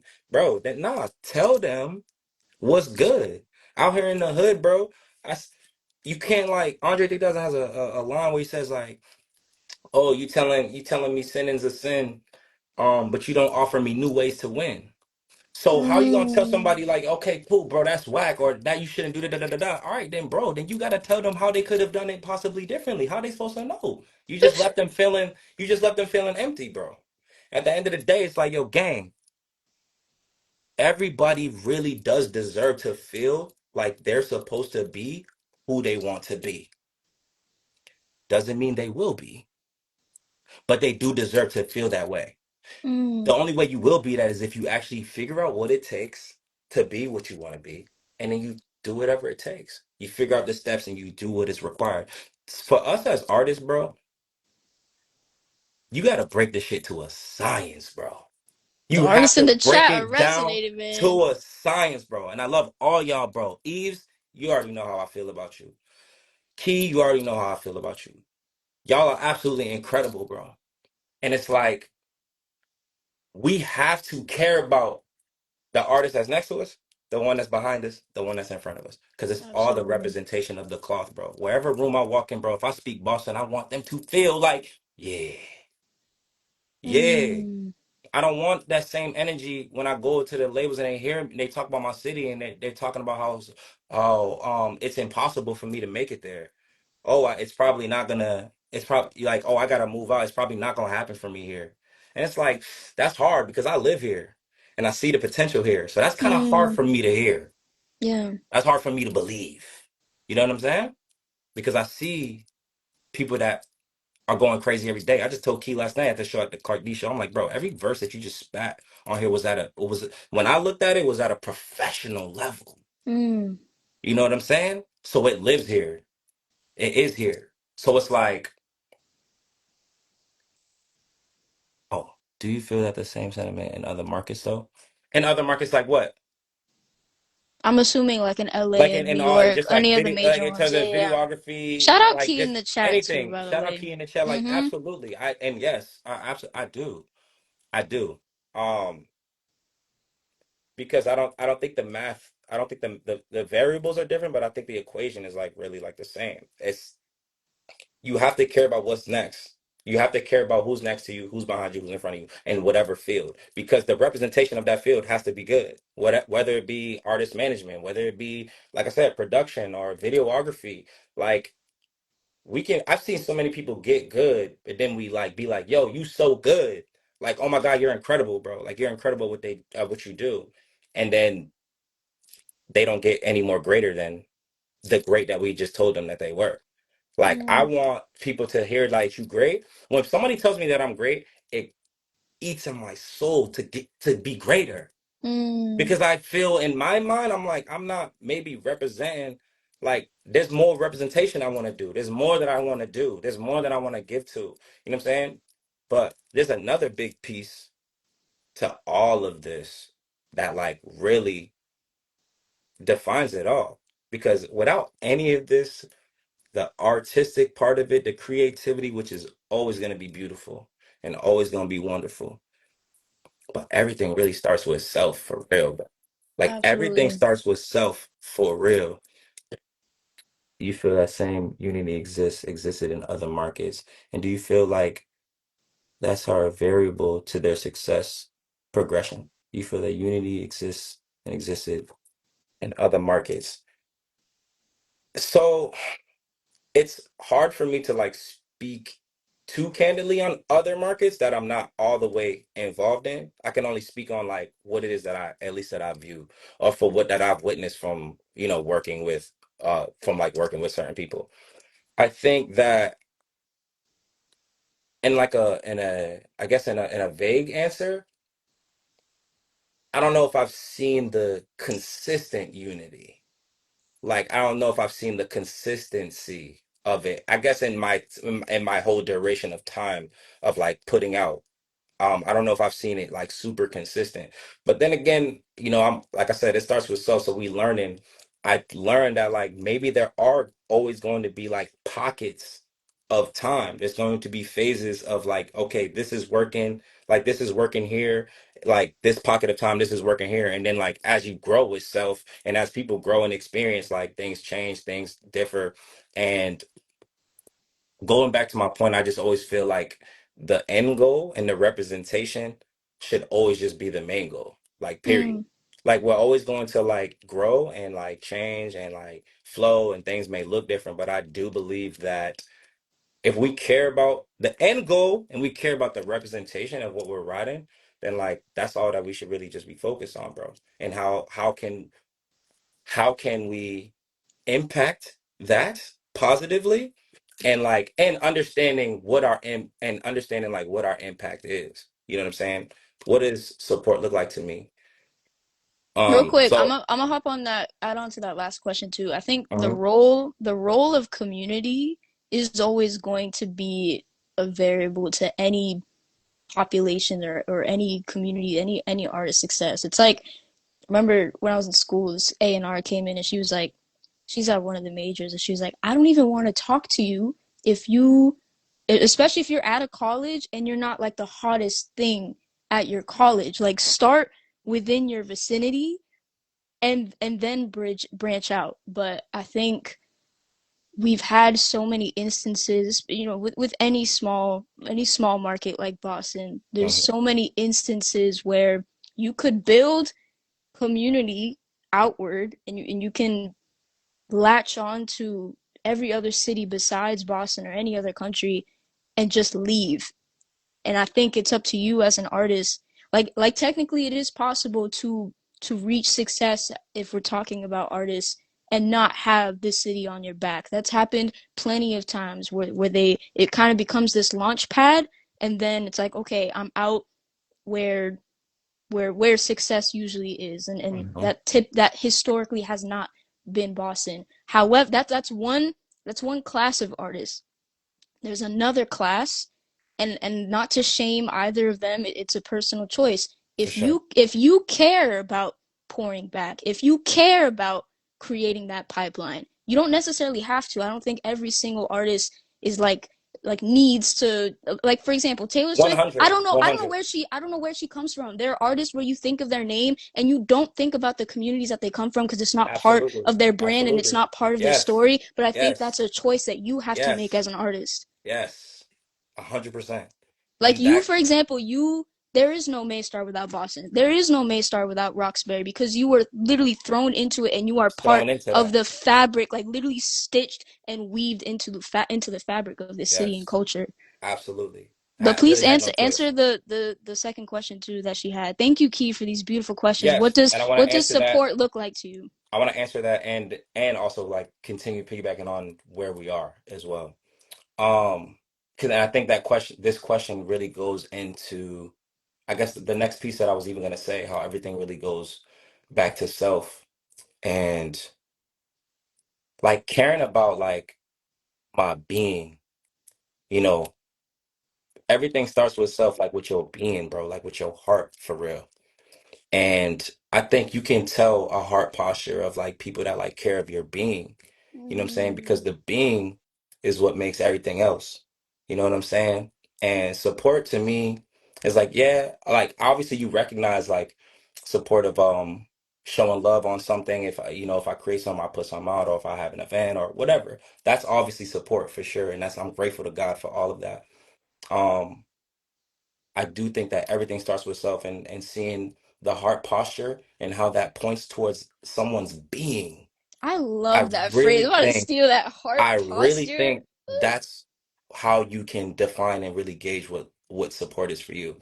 And Mm. I think when you try to be spiritually aligned, then you have that good discernment to know, like, all right, this is supporting me genuinely, or yes, this is supporting me on this level, or this is supporting me on this level. And you would be grateful for all of it, literally.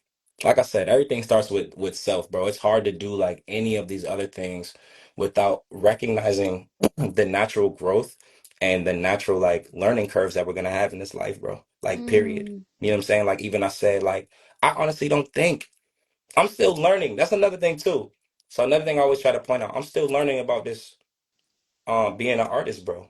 And being an artist who I am today, because I'm not the same artist I was 4 years ago or 5 years ago or 2 years ago. I'm constantly changing. It starts with me. So me is changing. So I'm still learning. And I kind of think I'm like, yes, it's possible, right? To not leave. You can blow up, be a legend right here. I do think that for certain people's paths, certain artists' paths, depending what you're trying to do, the message you're trying to get across, you do have to leave. You don't have to leave and stay gone, but bro, you do have to leave. I even think that Right. in life in generally, what is wrong with exploring? What Mm. is wrong with seeing the world? To me, networking or leaving is the same as networking. It's the same Yeah. as traveling. It's all of that. I'm just going there to get a different experience. Right. And I'm gonna bring my experiences right back here and have my memories right here. So like I've never really tuned in and tapped in with that narrative. I think that I might be a victim of believing it so much and then Mm. just like staying all the time and not branching out Mm. and not going to be like, you know what? Okay, like currently, I'm gonna give it to you in a real time example. My favorite rappers right now is Yakin, he's from Houston. It's Marco Plus, he's from Atlanta. Suave, he's also from Atlanta. There's Mark Lux, he's from California. Those are all my Mm. favorite artists. You see, they're all from different places. Like, I think it might be better. And then also, I've noticed Yakin, Suave, Marco Plus. I've been following them like all year. So they all Suave, Marco just got off tour with Jid. They're all going to LA. They're all going to LA to blow their to push their singles or to just go hang out and network. Mm. And so it's like, if I want to go work with them, these are my favorite rappers right now. That's where they at, bro. They're over there. Not only do I want to work with them, I want to work with them for the impact. Like I think us making the music Mm. together will be impactful for the lane that we're trying to push. The reason why I like these artists and specifically, and this is a conversation I had with Clark D. So this is like somebody helping y'all at the end of last year. He was just like, yo, you should really start listening to, because as you heard, my genres is all over the place. I'll be listening to old school, I'm listening to mad shit, bro. I ain't gonna cap, bro. I'm bumping some Parliament, bro, like right As before you we got on the should, phone. man. Like, so, but he was like, bro, you should really rap or listen to folks that you think you're kind of like, or if you was to go on a tour, like y'all would do well on a tour together, or you know what I'm saying, if y'all was to do a show together. So I was like, okay, we started finding some artists that I what I that I liked, and I also was praying for it. I was praying that God would like naturally just like show me these people. All these Mm. artists I named, I naturally found them on Instagram, like film an ad or like a trailer from a video. Like y'all Keen, I literally just saw one of his trailers on TikTok for real, and I was like, what is that? That beats crack. And then I just got Mm. into it. And then Suave, he had a lot of ads on Instagram. He was running ads all year. Marco Plus, I don't even know how. I found Marco Plus on SoundCloud, bro. Literally, like on a Wow. track on SoundCloud, bro. And it got me all into all this, to these dudes. So I'm like, word. If it might be a little difficult for me to like be trying to like continue to message them from Boston and be like, yo, you know, let's link up. It may happen. It may not happen. But what's the problem with me having the idea at least to like want to go out there and try to shop my shit? Mm. You know what I'm saying? At least for me, for somebody like me, what I'm gonna do in my mind is like I'm gonna go to LA, boom. I'm gonna go hop in the studio, shout out my man Tony Royal, who produces like most of my stuff. I go link up with Tone, we go to the studio, I'm gonna drop something. I'm like, yeah, let's drop this week. I'm gonna do it right here in LA. Like let's do this now. For the next 3 weeks, bro, I'm gonna drop a record a week, all in LA, and I'm gonna shoot all the content right here in LA. Boom. Wow. Try to get that. This is my mentality. This is like how I move. All right, cool. I'm gonna be pushing that if I know that my favorite artists are out there, bro, of course I'm gonna want them to try to get that traction. Yo, that might get and off of the maybe it might be my outfit because the fit was fly. Maybe it's because my hat was lit. Maybe it's because the flow was fly. Maybe because the video was good. They're all gonna see. Someone's gonna see me, bro. Maybe they not see Mm-hmm. me. Maybe their cousin will see me and they gonna put me onto them. Maybe their manager sees me and they puts me onto them. Then we start having a conversation. You know what I'm saying? So to me, I don't. Did I just leave Boston? Did I just leave my hood behind because I just like went and had an Mm, experience, bro? That's all I did. Because I want to go network, bro.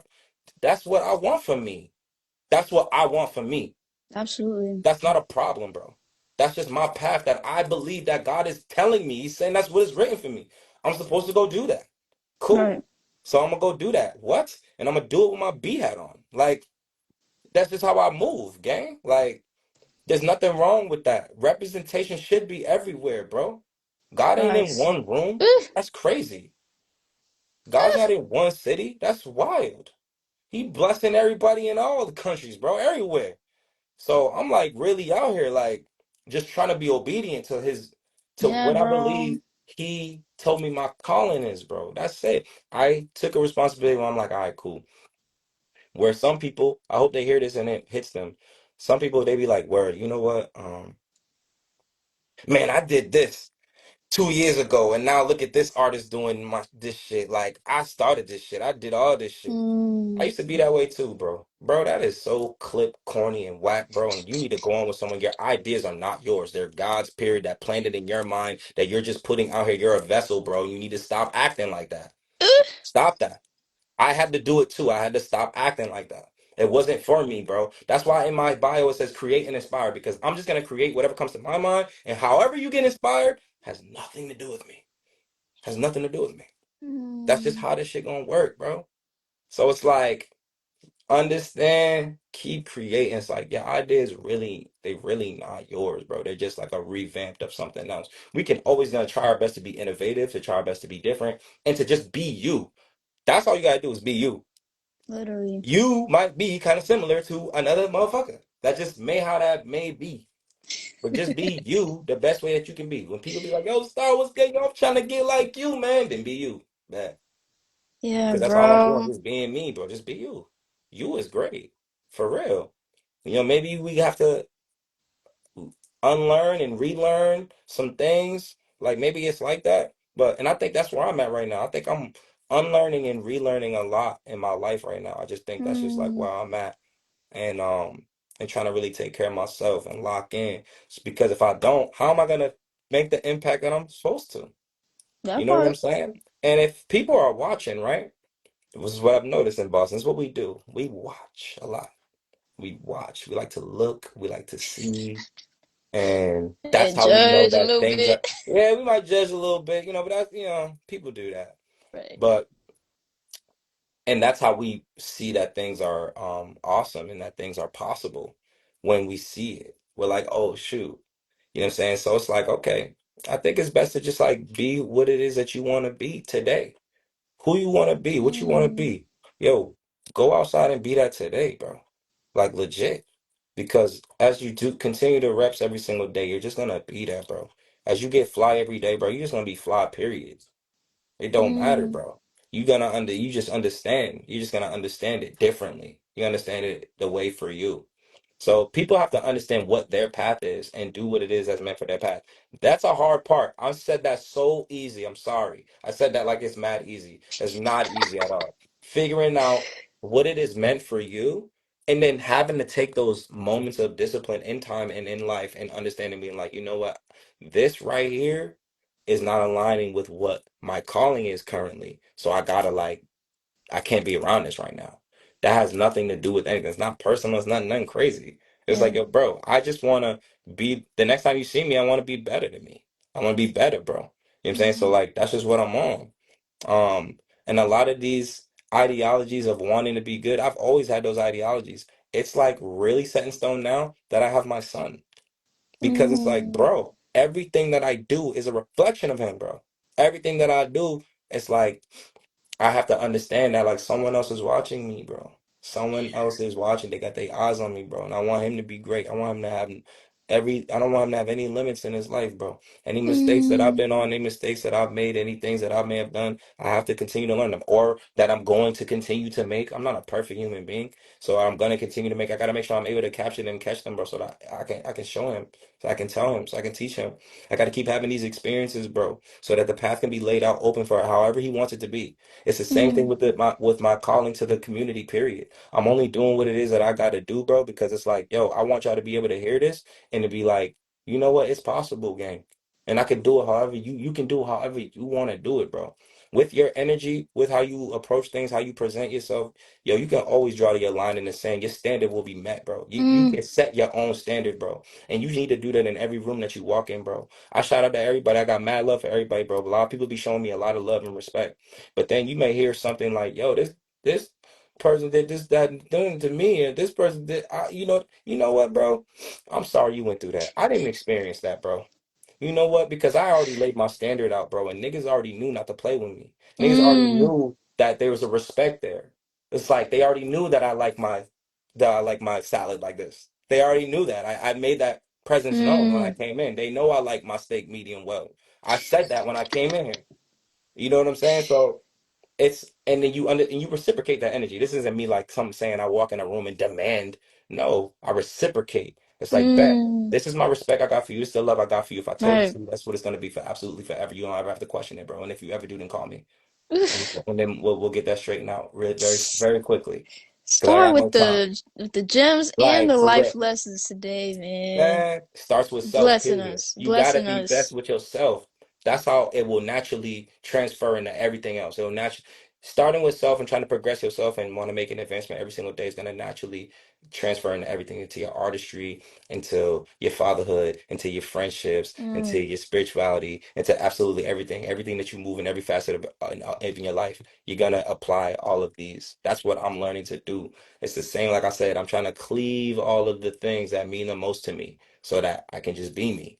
You know what I'm saying? Without absolutely. being like, oh, I'm overcompensating, I'm overdoing this. You know what I'm saying? It's like I just want to stay. I ain't trying to move right. I'm trying to move righteous. Mm, Period. I ain't never gonna move right, bro. But I'm trying to move righteous amen. and understand that, like, what I do, when people be telling me I influenced them or yo, they seen this, that, and the third, they saw something that was really nothing to me. That was kind of minuscule when I did it. Everyone's watching, baby. Everyone's watching. So you gotta pay attention, bro, and watch everything that you do and everything that you say. A lot of I'm blessed to know like a lot of folks that are here. Um, and I gotta give shout out to the community first of all, because we keep talking about this community, and bro. It don't be making sense to me, bro, sometimes. That I've been doing this for this long, bro, and y'all still let me. And Yeah.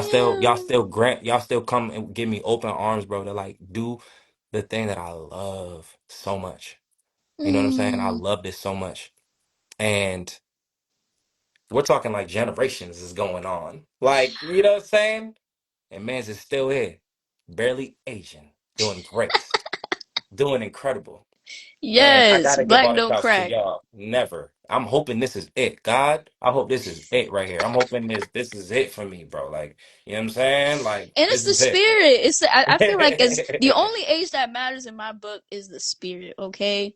And you are youthful in spirit naturally. We got two last questions in here because I know we about to come up on time. Shout hmm out to Zayden. What's the best Maye Star song? And from Mo, I'd love to know how your approach to rollouts is changing with the landscape of the music industry slash development of your art. The best Maye Star song is what everyone makes you feel the best, bro. I don't know. I do this for everyone else. So I don't really have a joint where I'm like, yo, this is, I mean, I have a crazy vault.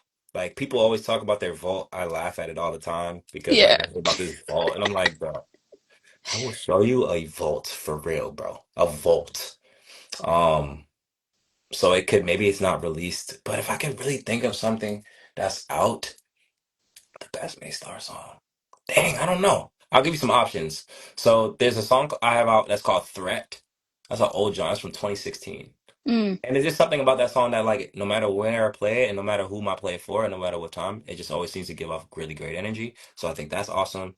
Um, Jill Scott Freestyle has was just like y'all made it a hood classic, certified, like off the rip. I didn't even do anything, bro. I just dropped it, and then y'all was like, "Yeah, it's just fine." I was like, "Okay, cool." Um, Jill Scott, "Meant for Me." I love "Meant for Me." mm, Produced by Gibb. I love that song. I don't know what it is about that song that I love so much. It's to me, it's like I don't know. It's a perfect banger. To me, it's a good song to just like listen to. It's a good song to perform. Like So yeah, I'm just kind of just throwing shit out there right now because I really don't know what Three the for best song is. three. I really don't know what the best. I don't know what the best May song is. I guess it may not be released or maybe I Zayden, haven't done. you I got to haven't done tell it yet. us.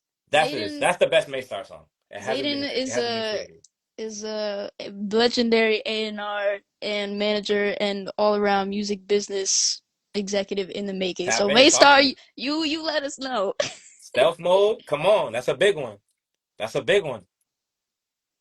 Fire. Stealth mode. Now we talking about rap tracks on some rap timing, like what I'm saying stealth mode definitely is like super heavy, like in terms of just like chill rap, meaningful bars. I give you that. You got that. Maystar, I'd love to know how your approach to rollouts is changing with the landscape of the music industry development of your art. Cool. Um, it's changing, I guess, like you in these days, I think you got to be more open. You got to be like more open. People like to not just know the artist. I think that was like super cool before, where you can just like throw out your art and just throw out your music videos. I think I was really heavy on that before.